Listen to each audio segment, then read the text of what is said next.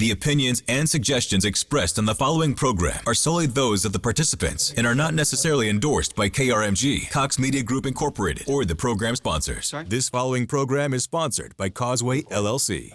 Information in this broadcast is not intended as an investment, tax, or financial advice. Matthew Moore is not a licensed investment advisor and speaks solely from his experience and opinions. All information in this broadcast is for entertainment or educational purposes only. Matthew Moore, Causeway LLC, and Cox Media Group Tulsa are not responsible for the success or failure of any person's investment decisions or purchases. Matthew Moore, Causeway LLC, and Cox Media Group Tulsa makes no and expressly disclaims all representations, warranties, and guarantees with respect to this broadcast and its sponsors. Investing in any market is inherently risky and can be financially dangerous. Invest at your own risk.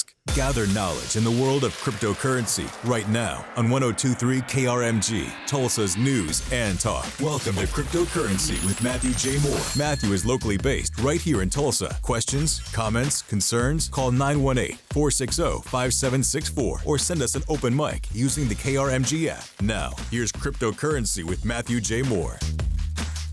And good Sunday evening to you. My name is Russell Mills, and this is indeed Cryptocurrency with Matthew J. Moore. And I can attest to that fact because Matthew J. Moore is sitting right next to me. We're going to go digging for digital gold. We're going to be talking about the world of cryptocurrencies and blockchain technology in a way that even people like me can understand. And that's why I like hanging out with these guys. Please welcome in our host, Matthew J. Moore. Hello, Matt. Hey, what's going on, guys? Welcome, Tulsa. Welcome to my show on cryptocurrency and blockchain technology. This is the perfect place for you if you are new. Maybe you're an expert. Maybe you recently got in and you have a lot of questions. We're here to teach you, educate you. And you know what? It's official, Eric. Eric, my co-host, he's with me today. He's my homie, my sidekick. Eric, how you doing today, buddy? Well, we're going to see. Okay, well, I'll tell you what. It's official that it's kind of up in the air? Or? Well, no, it's I'm teasing you. No, it's official that the war on crypto and Bitcoin may have just begun. It's 1994, and literally America is just about to shoot itself in the foot with trillions of dollars at stake. Whether you believe in taxation or not, whether you believe in the industry benefiting America or not, a lot of this is at stake depending on what happens this weekend, today, tomorrow. There's a lot up in the air right now because essentially what's happening is they are chasing the entire development and innovation of the internet. Like this is the example that I'm giving. So imagine being the early 90s, you've got the internet, you have all this innovation, you have all this development, and we want to keep that in our borders. Like that's the idea. Like, and I'm here to tell you that this is concerning to me, what's happening in Washington, D.C. right now, because cryptocurrency, with these reporting and tax implications that this language in the infrastructure bill that's trying to be rammed through, I'm telling you what, I don't know why this crypto stuff's in here. I have an idea, and I'll read some points here, but what do you think, Eric? I mean, we look at China, right? After this happens, where China goes out and says, "Hey, listen, we're knocking all this off, the mining, we're pushing them away." We were excited because we said, where's that going to go? We have open arms, and when we have folks using natural gas wells. So Matt, you're telling me, once again, it's not that they're trying to ban Bitcoin and cryptocurrency, but they're throwing a frickin' stick in the bike tire. Yeah, no, essentially that's, they're looking to help, in my opinion, help protect the banks, knowingly, either unknowingly, and by making it harder to operate cryptocurrency mining operations, along with making it harder to be a developer for the decentralized financial space. This is because the legislation in the infrastructure bill will essentially create unnecessary and impractical reporting and taxation on the crypto industry. The banksters and DC gangsters are now officially tripping, and Bitcoin is now living in a gangster's paradise. Roll clip one.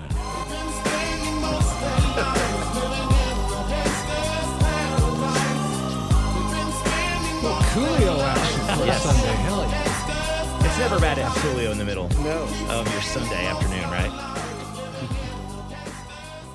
I'm guessing, though, from the tone of your conversation, you don't think this is going to be paradise. No, yeah, this is, all I can tell you is I'm not crying because this doesn't hurt Bitcoin or crypto. I mean, in the sense that they're not trying to ban it, but, it's a test to its resilient nature. And what I mean by that is this is going to be absolutely horrible for the USA if we want to set up ourselves to be a place of innovation, a place for the cryptocurrency technology. And I'm just happy, honestly, I'm happy that it's not the mafia trying to tax Bitcoin because, hey, let's be honest, at least they know how to turn a profit. That's a burn towards the government. And Matt, I think that you're being extremely neutral because when you said knowingly or unknowingly with 2,700 pages, a lot of folks wrote in stuff.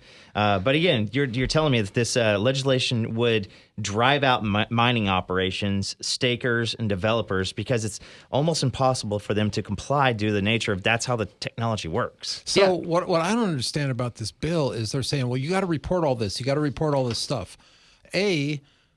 Reported about whom? It's numbers. Right. You don't even know who owns these accounts. And B, report to whom? Right. What, the FDIC? Because they're not running Bitcoin. Right.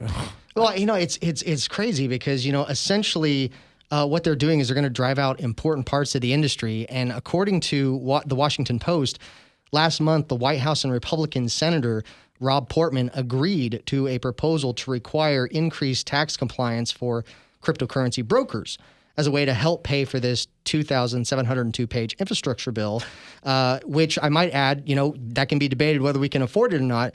But it, like I said earlier, it's not going to kill Bitcoin, not one bit. But this is going to have the opposite effect of what they're trying to do if they're trying to raise taxes, if they're trying to collect taxes on this new evolving industry, because money, talent, and the operations that they're trying to go after will flee the United States because it is literally impossible to comply. And just like that, there it goes. It's all gone. So, looking at the language of the original bill, it seems like the controversy hinges on the technical detail of the definition of the term broker. And as a real estate agent, that means a lot of different stuff in different states. So just right there, the bill would define broker as any person who provides a service, effectuating transfers of digital assets on behalf of another person. So. Yep. It's extremely loose, and then obviously to narrow down the definition of broker, I don't think you can. Well, the definition will include non-custodial companies, such as and also decentralized exchanges, which is computer code, developers, and miners who would be unable to do these broker-specific tax reporting forms. There's no way that Bitcoin miners could do this, and here's why. They collect tons of cryptographically secure transactions from the mempool, which is a pool of unconfirmed transactions. These miners then gather as many of these transactions as they can into a single block, and then they compete through a mathematical process to verify these blocks of transactions so it can be added to the main blockchain. So it's not possible because they don't have the identities of these people. Yeah, it's these transactions are being broadcasted from unknown individuals with no real-world identities, and the miners are essentially validating transactions over the network between unknown users. And that's kind of how we need it to stay. This is how the tech works. It does not fit into the current models of how transactions are done today in the traditional financial system. In our next segment, though, we will play a few clips of some bipartisan lawmakers in D.C. who actually understand crypto. Because, despite, red team or blue team, both there's amendments that are trying to be proposed to fix the original language. And what's crazy is these amendments, there's Democrat senators and Republican senators on both sides of these different kind of amendments that they're trying to make changes. The truth is just the staffers, the lawmakers, they're just not up to par. There are a few that are. They do know what they're talking about. U.S. Senator Wyden, Toomey, and Lummis are trying to save the crypto industry with their amendment, which I'm a fan of. They get it, and they may be our only hope. And we'll see what happens today. I've been following this all week. And we're also going to be bringing on Christian Krautter and Chris Ransdell from American BitPower, which is a local cryptocurrency mining operation. And we'll be getting their take on all of these DC shenanigans and how it could impact their ability to operate in the USA. So... Well, maybe we can also have them talk about some Ethereum stuff because if we got time, there's a lot of changes going on with that crypto also. Yeah, I know. They have been going through some upgrades. Ethereum has. So I'd be interested to see what they say because they mine Bitcoin and Ethereum. And, there's a lot of language in these amendments that talk about proof of stake, proof of work. These are different protocols which are all worth knowing about, worth discussing. There's a lot that goes into this. And I just got to tell you guys, if you want to know more about this, if you're interested in this space, go to mattjmoore.com. That's my website. And check me out. And if you want a consultation, I'll hold your hand. I'll help you through this space. I'll help you get in it. I'll help you understand it. I'll point you to some really, really, really good resources. And so, and I've actually written a book called Foundations for Liberty, which is an Amazon bestseller. And on the second half of that book, I talk about the monetary system. I talk about how blockchain and cryptocurrency could benefit us in the future with what it has to offer, the problems that it's trying to solve. So, this, again, put on your learning caps and do some digging, because this technology, if allowed in the United States, could bring a lot of innovation, a lot of new money, a lot of new talent, a lot of new capital to the space. And I want that to happen in the States. I really, really do. And whether it's ignorance or whether it's intentional, that's a whole nother discussion, but we can't let this slip away. Not one bit. And it really, Tulsa has been kind of on the cutting edge of this. Right. And with companies like American BitPower and innovative ways of figuring out how to do this Bitcoin mining that's also environmentally beneficial and just good for the economy in general. So we don't want this to get away. Right. We are going to take a quick time out. You are listening to Cryptocurrency with Matthew J. Moore. If you are interested in looking at his website, maybe perusing that book, it's mattjmoore.com. And by the way, Moore is spelled with 2 O's, because there's just more of Matt to go around. And we'll come back with more of Cryptocurrency with Matthew J. Moore after a quick timeout. This is 102.3 KRMG, Tulsa's News and Talk.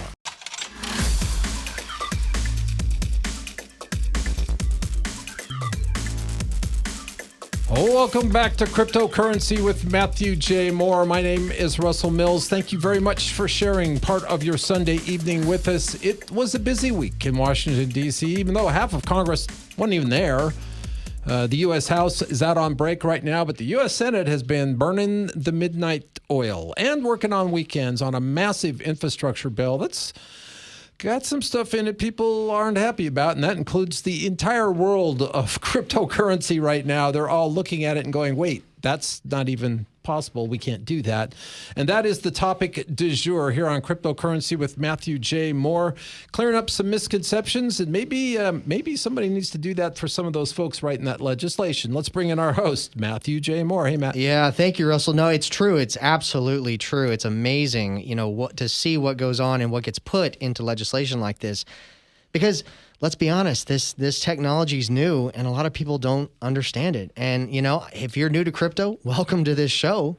We talk about a lot of unique topics on this show. We try to explain things in a very layman's terms. We want people to understand the space. We want people to understand the asset class and the technology, because that's number one when it comes to ushering in and cultivating innovation, things that'll help the economy and bring in new talent, new money.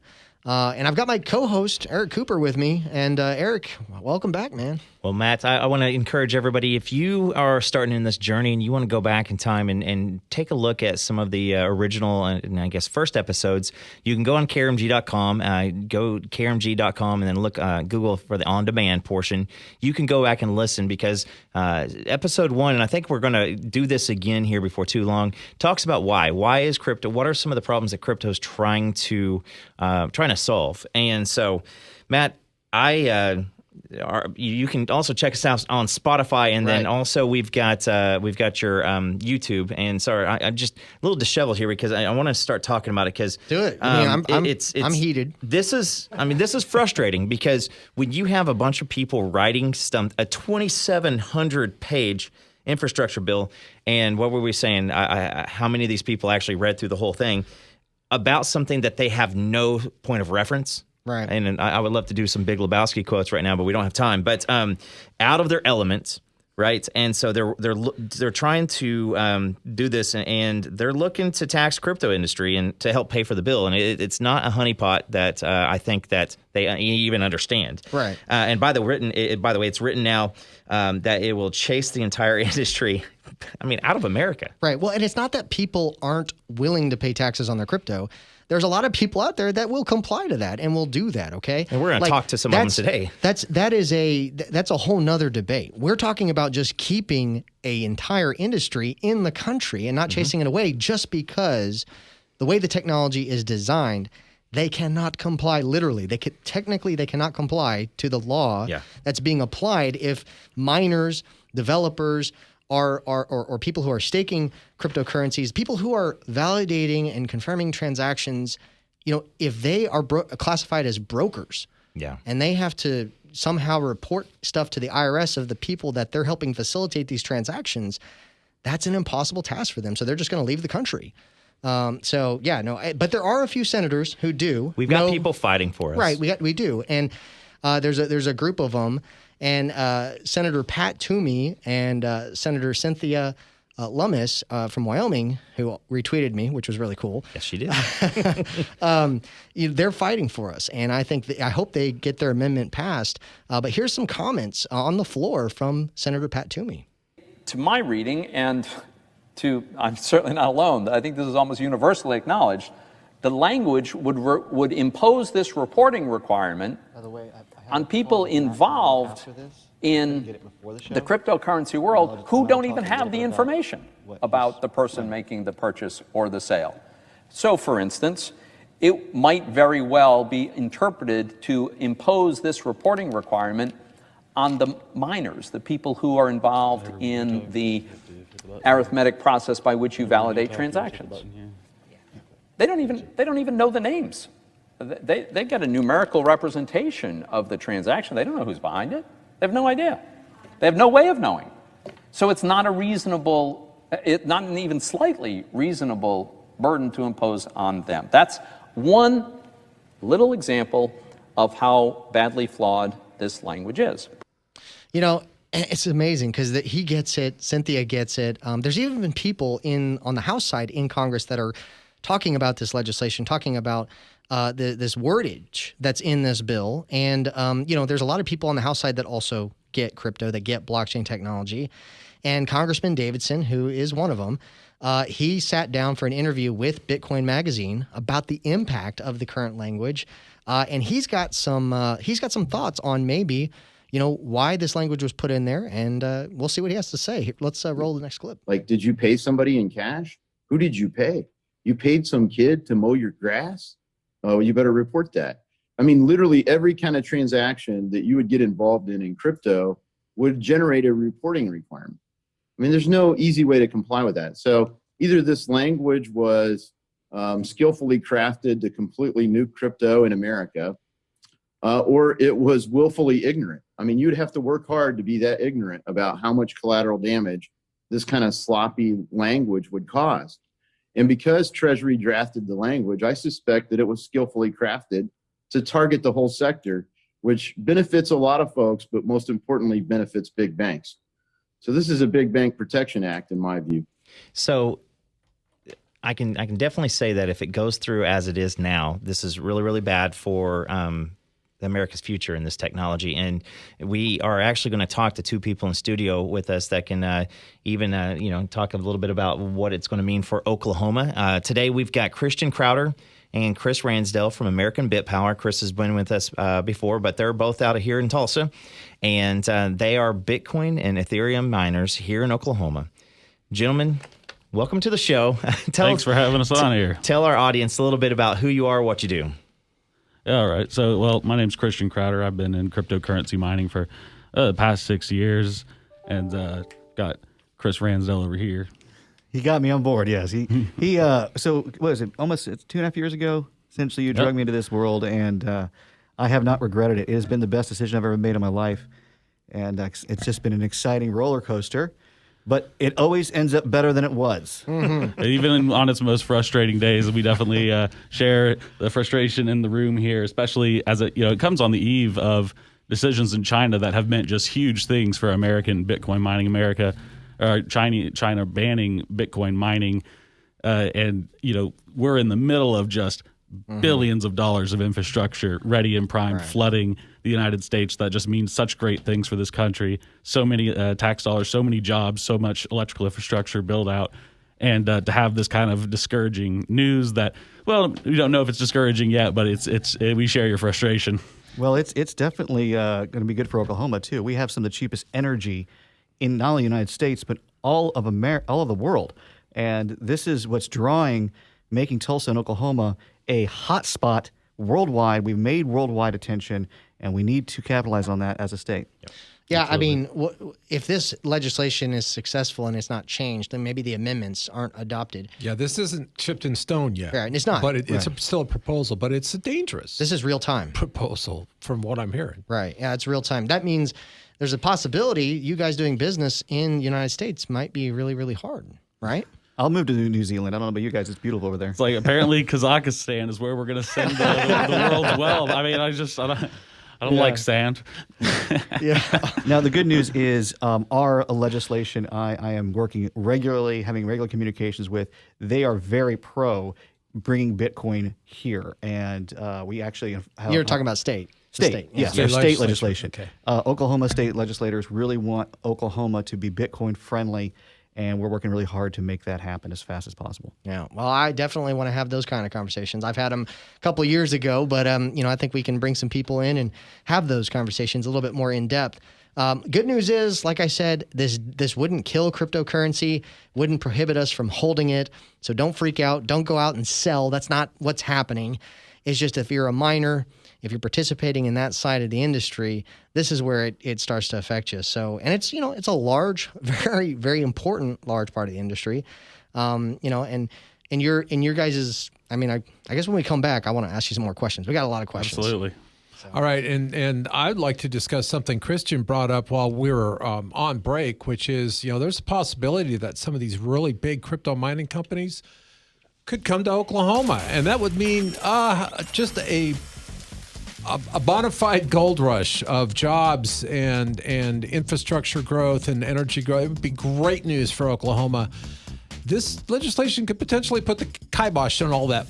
That would be bad. So we'll see how it goes. And of course, we'll be following it on KRMG News as well. Know that, which, by the way, time to take a time out for that very thing. We've got the news and the weather all lined up for you, but we'll be back with more of Cryptocurrency with Matthew J. Moore after a timeout on 102.3 KRMG. Welcome back to Cryptocurrency with Matthew J. Moore on 102.3 KRMG, Tulsa's News and Talk. We are live and local in the big city of Tulsa, getting ready for a hot week in Tulsa.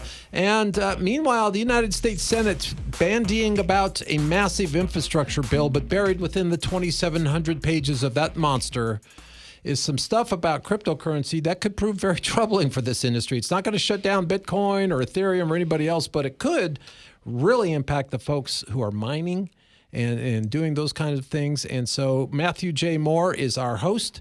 He is on the warpath and ready to rock. Matt, take it away, brother. Hey, thank you, Russell. Yeah, no, for sure. I have contacted both of our United States senators and told them to vote yes for the Loomis and Toomey amendment, which would actually fix all the shenanigans.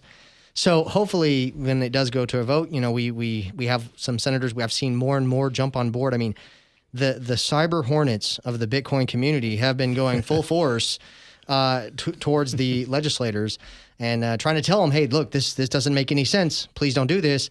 And so Eric, I got my co-host Eric Cooper with me. Eric, welcome back. Happy to have you on this journey with me. Well, hey, and you know what? We haven't had a birthday wish. My grandmother, B. Harris in Bartlesville, and we got a lot of listeners up in Bartlesville, but it's her birthday today. So happy birthday, Grandma. And you're right. Twitter is going insane. We have reached out to Senator Inhofe and Langford, and we've talked to Governor Stitt. Also, there's a lot of conversations that are happening. So let's just circle back for 1 second, guys, and remind folks, because they're just tuning in, what this language is essentially doing is creating a situation where they want this reporting of every transaction of these cyber currencies. But that's not feasible. It's not technologically possible. And for a mining operation like your other guests are running, I'm thinking it would be exorbitantly expensive. Right. You'd have to hire people who did nothing else all day but that. Right? Am I wrong? You're right. Well, essentially what happens is you've got cryptography that's involved in this whole transactional process. So if I were to send you a cryptocurrency transaction to your wallet, okay, that wallet has an identity, my wallet has an identity, but my real world identity is not tied to that wallet, okay? It's just a representation of who I am, but there's no actual real world information tied to that wallet. So when I send you that transaction, the miners essentially pull from a pool of unconfirmed transactions and they put them inside of a block, and they go through this mathematical process. They make guesses, and if they get that guess correctly, they win rewards. They get the transaction fees, and their block of transactions gets added to the main blockchain. So essentially what the legislation is trying to do is classify miners as a type of broker.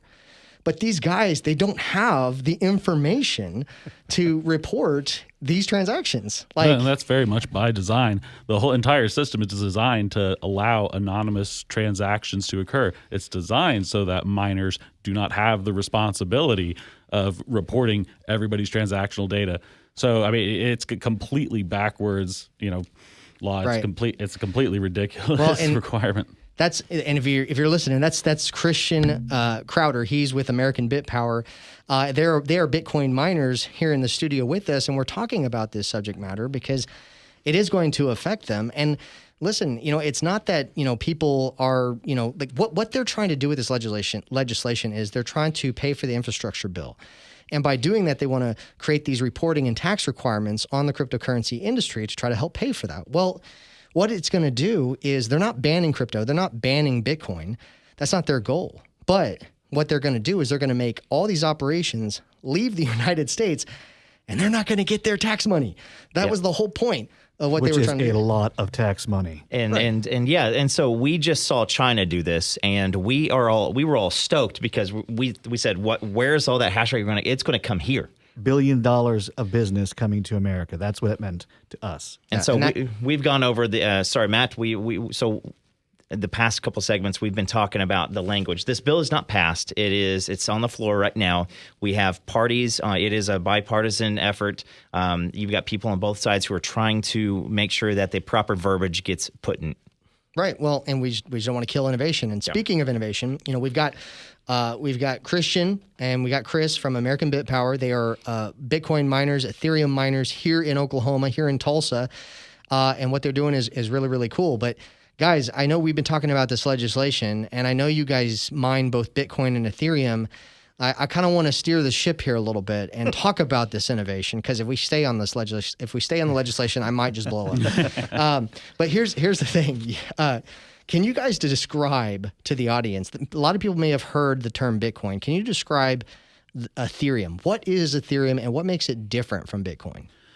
So whereas Bitcoin is purely about tracking a financial system, it is purely about tracking a value, that is the number of Bitcoin you have. Ethereum attempts to take it one step further with smart contracts. So we can put entire programs on the blockchain. You can have contracts that lock up for 10 years and release money to a trust, for example, at a certain amount of time. So you can get much more complex with how you operate on the blockchain. You operate with value. There are loans that you can borrow money from the crypto bank, actually other people. You can have decentralized exchanges where there is no central head. If you want to exchange Bitcoin for dollars or other cryptocurrencies, that is feasible now through a totally automated means. So Ethereum is this follow-up cryptocurrency that allows the programmatic implementation on blockchain. Yeah, well, some people would describe it, and correct me if I'm wrong, but some people would describe it as a decentralized operating system. That I would agree with that. Yeah. Well, recently Ethereum has been through some upgrades. Can you describe what those are and what that means? Sure. And while we look at the real world political situation occurring on the taxation of Bitcoin, there is sort of a political element internal to how upgrades are performed on cryptocurrencies themselves. There are multiple parties who have different agendas when it comes to how a cryptocurrency should evolve. Cryptocurrency, they can be updated. They can have new code added. You have different parties. You have stakers. You have traders. You have people like us, miners. And these guys, well, we have different objectives. And so this upgrade was unfortunately viewed as one that leaned very much in favor of the developers, really increased the value of their holdings, but at the same time, it kind of burnt miners. It returns less rewards to them. So it's kind of an example of there's sort of a internal politics, and then there's external ones. So Ethereum is looking to change its protocol to proof of stake. Can you describe proof of stake versus Bitcoin's proof of work protocols? Sure. So proof of work is a matter of solving a problem that it can only be solved by a brute force attack. You can only just solve this math problem millions of times and try to guess the answer. You could compare it to throwing darts at a wall until you hit the magic number. That is proof of work. So it's really great in that it is the most proven security method, Bitcoin, yet to be hacked. Most secure computer network in the world. Yeah. Right? We're going on like 12 years here, and no compromise. So It's because it would cost too much to hack. You'd spend more money trying to hack it than you would to win it if you actually hacked it. Absolutely. You would have to go and replicate hundreds of billions of dollars of infrastructure. I mean, it is a thing that is theoretically possible, but feasibly not It's practical. economically not sound to become that kind of criminal. Well, I mean, think about this. Guess what happens if Bitcoin were to be hacked, right? If there was a 51% attack on Bitcoin and the network was compromised, well, the faith and confidence in the network goes down. So the thieves, right, that are trying to steal, like it's kind of counterproductive. Oh, yeah. If you had that much infrastructure to have that much mining hash rate to actually attack the network, you would be better off just participating in the network and accumulating The incentive is not your there. rewards. It's a great system that, hey, there's there's $1 trillion sticker on anyone who can crack it, and so far no one has. So if we compare that with proof of stake basically puts governance power in the hands of the people who accumulate more of that currency. So Ethereum, you have a disproportionate amount of power in influencing that currency and its stability and security by having more of it. Personally, not a huge fan of that. I feel like that's kind of what got us into a lot of the problems we have in our government today, where just the ultra wealthy have just a disproportionate amount of control. And that's one thing I like about proof of stake so much, is that you can operate on advantages and strategies other than just being the wealthiest. Right. So do you see a world with both proof of work and proof of stake? I do. And in fact, I think, a mixture of the two could even be there are currencies that do work off of a combination of the two. Right. So I think that it depends on the application. There are good implementations of proof of stake. But I think where it is involved in the governance of the token and people who just amass more of that token now control it, I think that's just very much against the spirit of having a decentralized currency in the first place. So why is Ethereum wanting to go to proof of stake from their transitioning? There's various motivations, but one could argue it's for exactly what we're seeing right now. The developers, they're able to implement changes that benefit them financially. And as long as they can do that, that's what they're going to do. They've actually put in a series of changes since 2015 that would make it very difficult for miners to fork the currency, difficulty time bombs. And it gets technical, but it's pretty much, it depends how much power you put in the hands of those who are, in that proof of stake setting. So, well, what promises, in your opinion, and both of you guys can pipe in on this, what promises does Ethereum bring humanity? Having the central, it is such a it's kind of like, what promises can the internet bring? It brings such a tremendous, there's so many applications, it's hard to even figure out where to start. Well, yeah, I'm sure, have you guys talked about NFTs yet in your show? A little bit, yeah. Okay, so NFTs are built on the Ethereum backbone here. So that's an example of a real life application that artists are taking advantage of, that they didn't have the Ethereum network. We wouldn't be able to have these breakthroughs. Render token is another one that actually was what brought me into working with Christian, is because it's tokenizing a global rendering power for movies and broadcast and video games. And literally, we've seen Marvel and Disney movies go through our render farm. So it's really incredible to see how many real life applications Ethereum can connect cryptocurrency to your everyday life. Eric, do you own any Ethereum? quite a bit. Yeah, that's good. That's good. You're a happy man today, aren't you? Yeah, It's like- it's I have transitioned because I've not been here for a long time, but I cram as much as I can. And again, we saw in Miami, just a massive amount of people, wanting to work together in this environment. And, again, we still say at 12 years in, we're still extremely early. Right. Well, when we come back, we're going to give Russell some of his first cryptocurrency. Oh. Surprise! You sent me a text last week, and I didn't respond to it because I didn't have time to look at it. But okay, you guys can fill me in when we get back. I'm going to read a quick quote out of the Washington Post. The fact that crypto regulation has become one of the biggest stumbling blocks to passage of the infrastructure bill underscores how this industry has become a political force in Washington. It's attracting billions of dollars of interest from Wall Street, Silicon Valley, and financial players from around the world. And of course, it's got the interest of our audience. Stick with us. We got way more coming. You're listening to Cryptocurrency with Matthew J. Moore on 102.3 KRMG. And we're back. Cryptocurrency with Matthew J. Moore is on the air. We're live and local on 102.3 KRMG, Tulsa's News and Talk. My name is Russell Mills.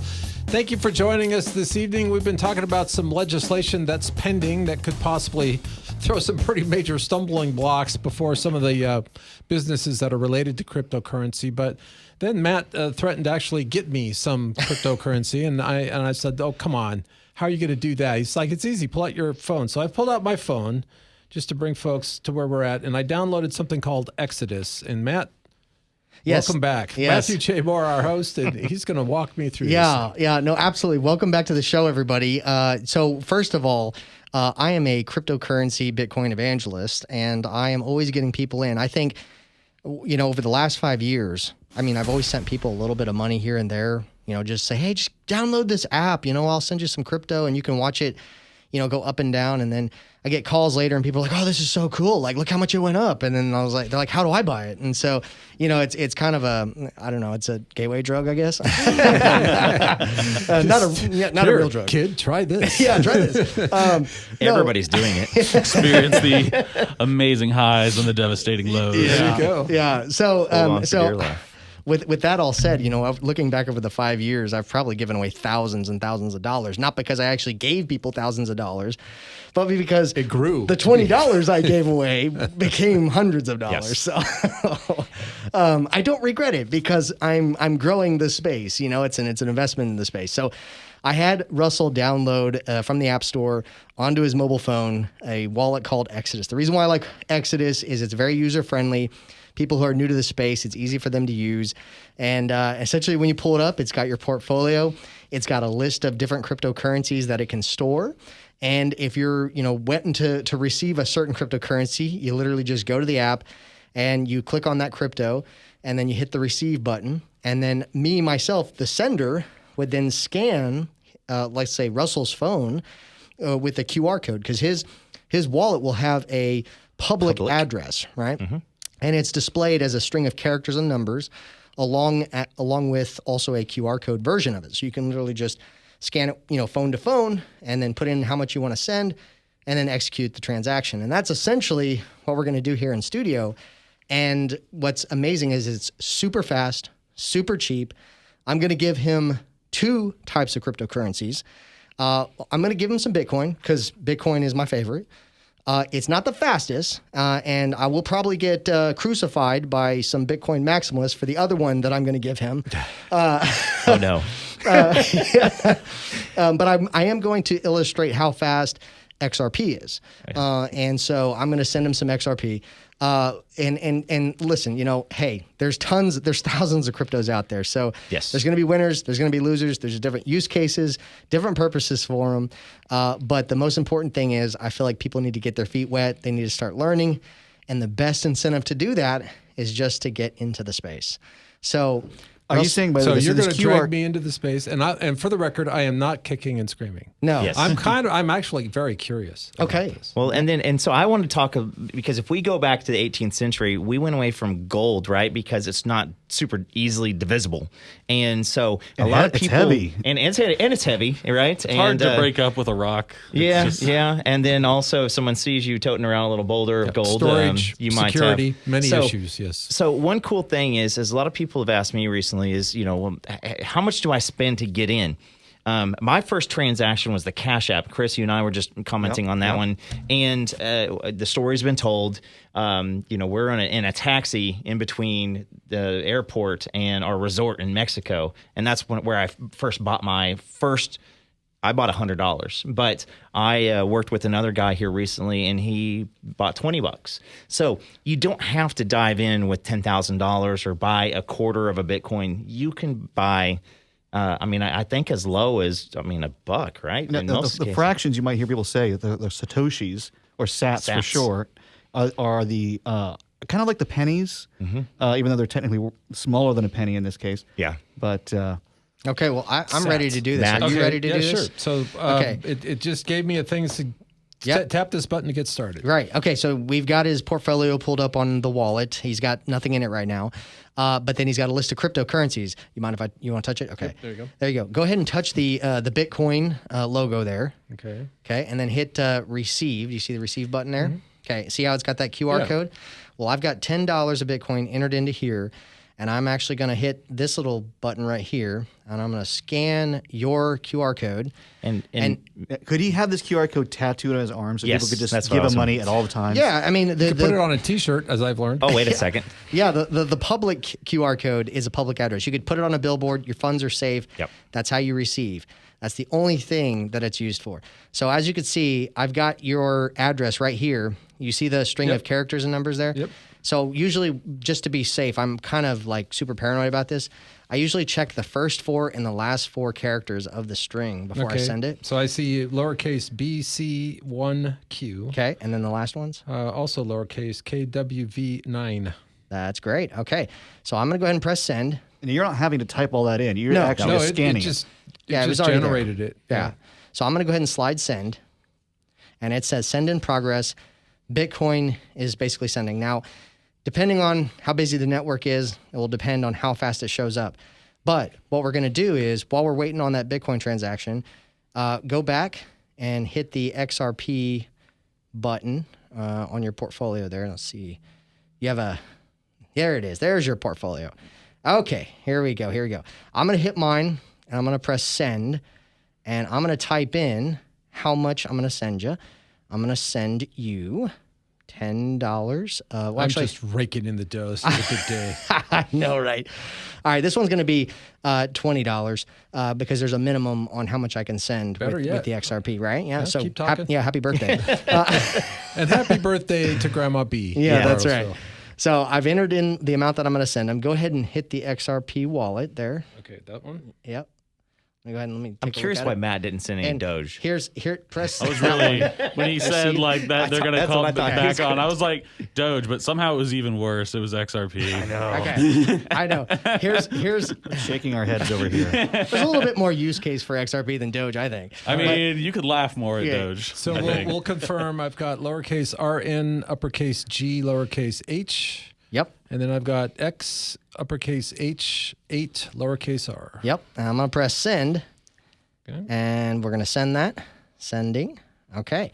Now, mind you, I've not set up a wallet or anything, but no. So where is this going? Well, your wallet is set up because you downloaded it. Yep. Okay. So now, this is my wallet. Yeah. So now go to your portfolio there.